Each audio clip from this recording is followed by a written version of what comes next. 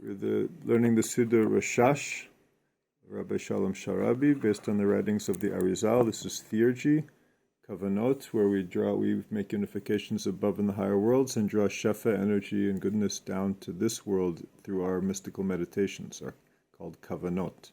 Shema, hear, O Israel. Shema, Israel. Shema, we do the unification to fix if it happens that we did not say Kriyat Shema once, then we make this unification to fix that. There's always a fixing. Some things can be, perhaps there's some things that cannot be fixed. There are things that cannot be fixed. However, many problems have solutions. So you go backtracking and fix something. That's part of the human predicament. So you didn't say Shema, you have in mind, you meditate on the He, the last letter in God's name. You join the He with the Vav, the Yud He Vav, the third letter in God's name. So where's God's name? Here, Yud He Vav He. That's a Yud, a He, and a Vav and a He. And so you're taking the final He, we're uniting it with the Vav, which comes just before. See, He and Vav. And then we're uniting those with Yud and He, the first two letters of God's name, Yud and He. The secret of God's name is the Yud is the father, He is the mother, the Yud, father, He, mother, Vav is the son, and He is his bride, the Shechina. So the son is referring to Zer Anpin. It's also the groom.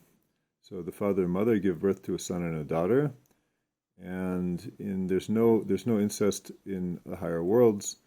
There's completely different rules apply.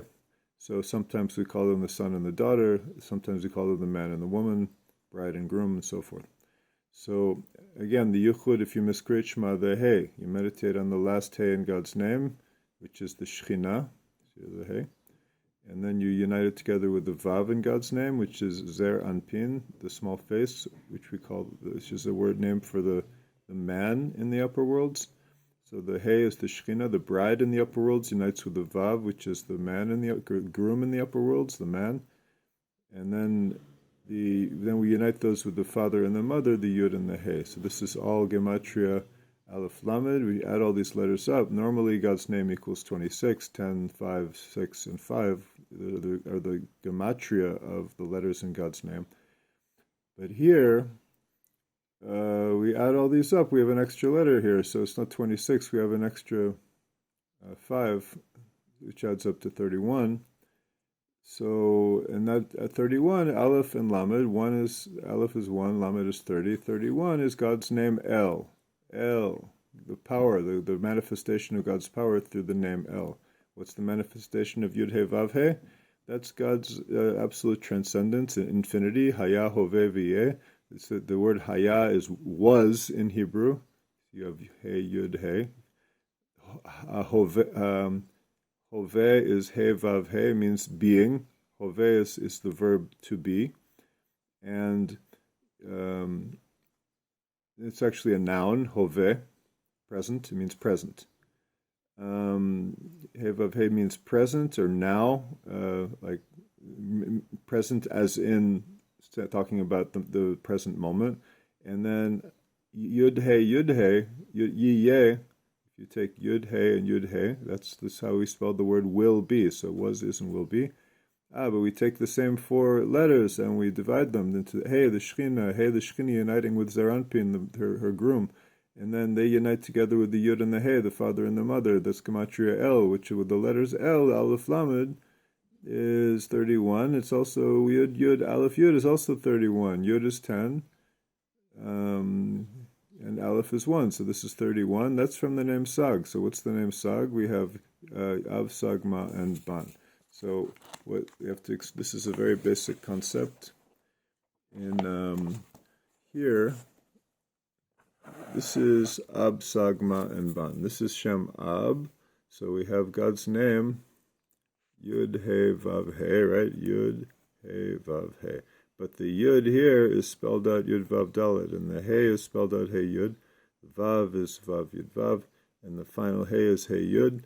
So we spell each letter out. Instead of just one letter, we'll write three, because when you say yud, you don't say just y, you say yud, yud vav dalet. So then every time you say a letter, you're actually saying a few letters, 2 or 3 letters.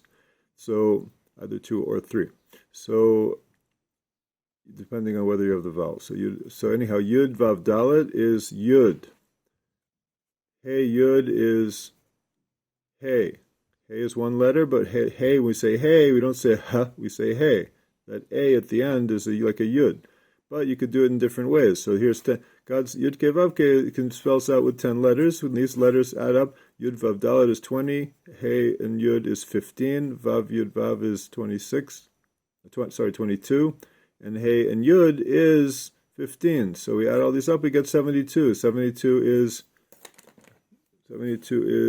ab. 72, ab. Ayin is 70, and bet is 2. So we call that name ab. And then the next one below that is sag, so you can spell it out yud vav dalet hey yud vav aleph vav hey yud. Instead of 4 letters, you can spell it out with 10 letters, but we don't spell it with the yud like we did before. Vav, the letter vav, we just say vav and vav. But in Hebrew, you could either have it wouldn't vayov. If you try to pronounce this, it would sound funny. But according to Kabbalah, we could put a yud in, and vav here. A Hebrew speaker would read this wow, maybe, or vav. So vav aleph vav. The letter vav. See, one letter in God's name. You can spell it with 3 letters. Vav aleph vav, and the last letter is heyud. So you add all these up together, all these letters, and you get 63. 63 is sag. So we call it the name of sag. Sag is 63. So the name sag, the filling letters, you have yud, a yud, you have 3 yuds in the name and 1 aleph. So now that's all way of explaining why what it's talking about here when we're doing the unification to fix Shema. If we had not said the Shema, it's yud, yud, aleph, and yud. That's coming from Shem Sag. Here it is again. Yud vav dalet hey yud vav aleph vav hey yud. All adds up to Sag, which is 63 in Gematria. So it's a reminiscent of this level of fixing. Why? Okay, you could ask why. So I have an idea, because in the world of Bria, every name in the 4 names here, Ab, Sag, Ma, and Ban, represents one of the worlds. The world name of Sag represents the world of Bria, creation. So in Atzilut, it's all oneness. This is all chesed, this is all oneness, kindness is the first letter. It's a God, and his name is one, God is the manifestations are one. That's all the secret of Yud He Vav He, and spelled out Sag. But the 3 lower names, Sag, Ma, and Ban, they have to do with the world of separation. And up in the world of Bria, the Arizal teaches that in the world of Bria, the world of creation, which is represented by the name Sag, that there is good and evil, but you don't know, here we don't notice it. It's so high up that we can barely see a difference between right and wrong, good and evil, but that's the very genesis of separation, whether there's black or white, good or evil, to anything, any kind of contradictions.